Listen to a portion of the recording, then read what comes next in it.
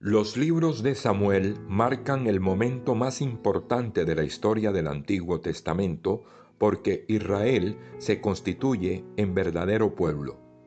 Antes Israel estaba conformado por tribus y ahora forman una unidad política y religiosa, coincidiendo este momento en que las tribus israelitas se reúnen en torno a la ciudad de David, con el nacimiento de la monarquía, del profetismo y del sacerdocio sadoquita. El sacerdocio sadoquita proviene de Sadoc, sacerdote descendiente de Eleazar, el hijo de Aarón. Sadoc ayudó al rey David durante la revuelta de su hijo Absalón y fue posteriormente el instrumento para traer al rey Salomón al trono.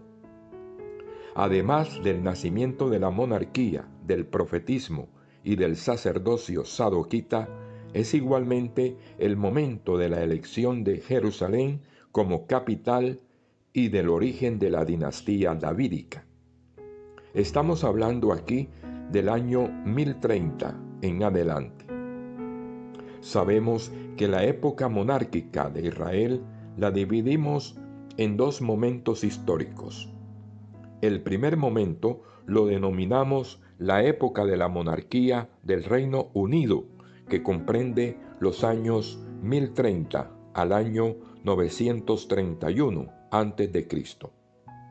Luego el segundo momento denominado la monarquía del Reino Dividido, que comprende los años 931 al 587 a.C., con la caída de Jerusalén y la segunda deportación a Babilonia. Contexto histórico. Samuel y sus hijos aparecen como los últimos jueces que cierran un período de la historia de Israel. Después de ellos empieza la monarquía. Saúl, mitad juez y mitad rey, hace la transición entre el régimen de los jueces y la monarquía institucional. A la muerte de Saúl, los hombres de Judá se reunieron en Hebrón y allí proclamaron rey a David. 2 Samuel capítulo 2 versículo 4. Al cabo de 7 años y medio vinieron a Hebrón las tribus del norte y proclamaron también a David como rey, de tal manera que David fue rey de Judá y de Israel. 2 Samuel capítulo 5 versículos del 1 al 5. El nuevo rey conquistó Jerusalén y la convirtió en capital de los dos reinos. Trasladó a ella el arca de la alianza, signo y símbolo de la presencia de Dios en medio de su pueblo, y Jerusalén se convirtió en la ciudad santa. 2 Samuel capítulos 5 al 6. Características literarias y división. Originariamente, los dos libros de Samuel eran uno solo. La división en dos deriva de la versión griega de los 70. La versión de la Vulgata de San Jerónimo adoptó la división de los 70 y con el tiempo se introdujo en la Biblia hebrea. Los protagonistas de estos dos libros son Samuel, Saúl y David.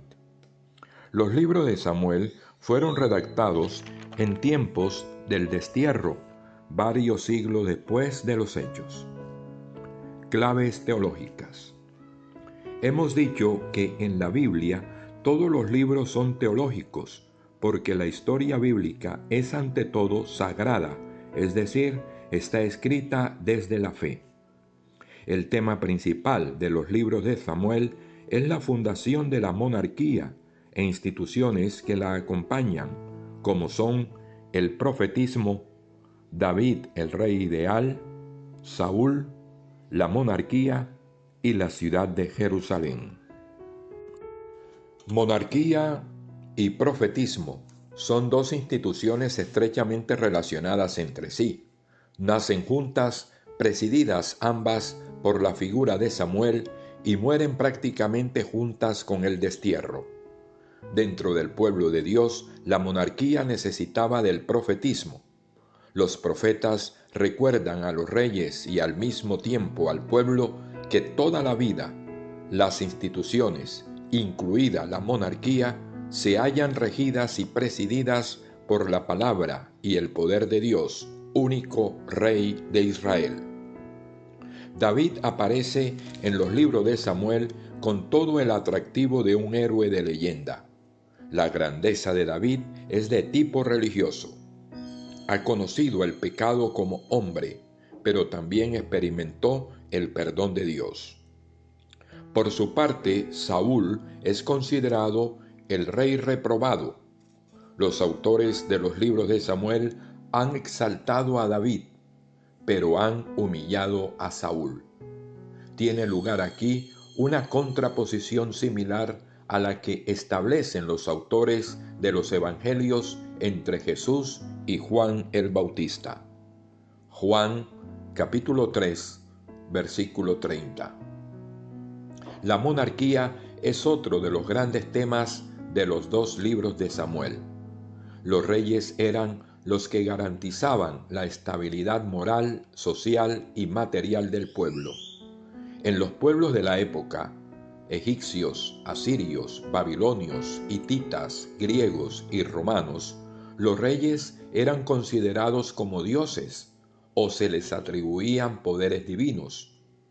En Israel no era posible la divinización de los reyes, puesto que esto iba en contravía a su fe monoteísta. Los reyes eran proclamadores y eran hijos adoptivos de Dios.